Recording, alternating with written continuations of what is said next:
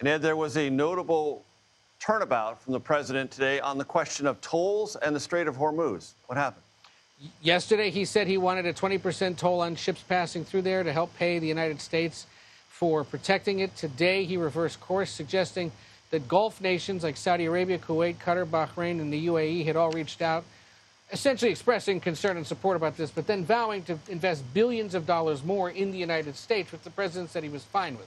Take a listen to some of what he had to say.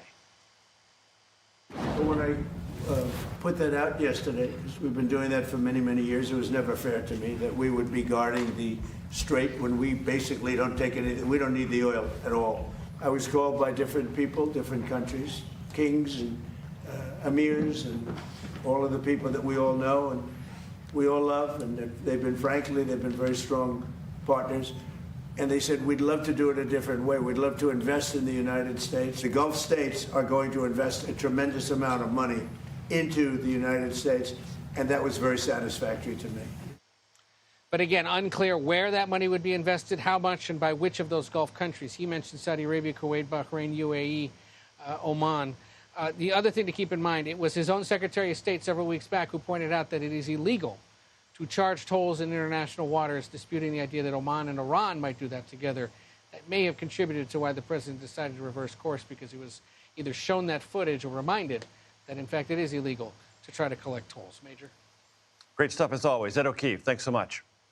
CBS News national security analyst Aaron MacLean joins me now. He's also the host of the School of War podcast. I often accuse myself, Aaron, in your presence of being overtly glib. I'm going to be overtly glib one more time. Have we gone with this idea that the president just enunciated of some future investment for protecting the Strait of Hormuz from a MOU to an IOU? We'll see if those investments come to pass, Major. But the fact is that this policy, perhaps evidenced by the fact that it only lasted about 24 hours, was one of the less sustainable ideas to come from this White House of late. I mean, everything about it. The price itself, 20%. Was a little nuts. Borderline confiscatory. We would essentially be imposing a closure of the very Strait of Hormuz that the U.S. Navy is trying to open with that rate.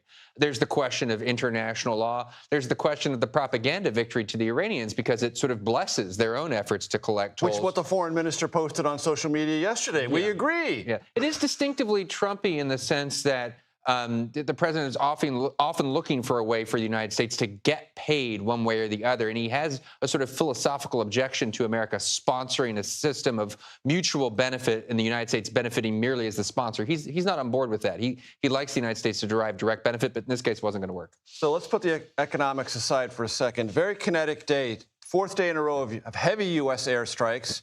Iranians, by my count, sent some kinds of projectiles toward or into Kuwait, Bahrain, and 3 vessels. Yep. This is ramping up, not ramping down, it appears. Yeah, it's been a week of real escalation. There's real risk of further escalation.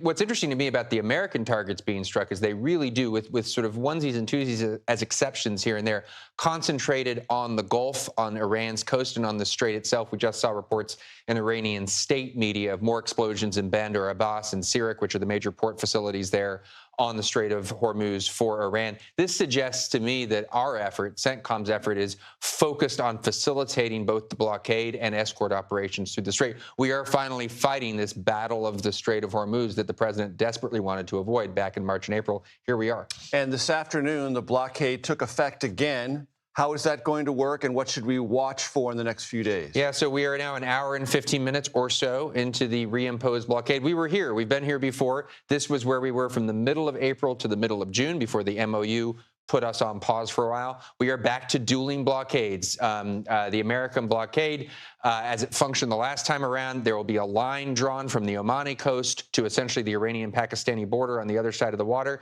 and Iranian ships or ships bearing Iranian cargo going through that northern route won't be allowed to pass. The United States Navy says it's going to chase them down. It had a fairly strong record of doing that the last time around. Obviously, Iran's going to be working to interdict ships coming through that are not under its control. And keep your eye on global oil prices. Aaron Yes, MacLean, thank you very much. Thanks, Major.